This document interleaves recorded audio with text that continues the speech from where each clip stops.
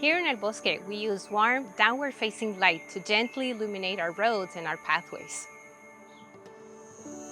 This provides safety and visibility while minimizing light pollution and its impact on wildlife.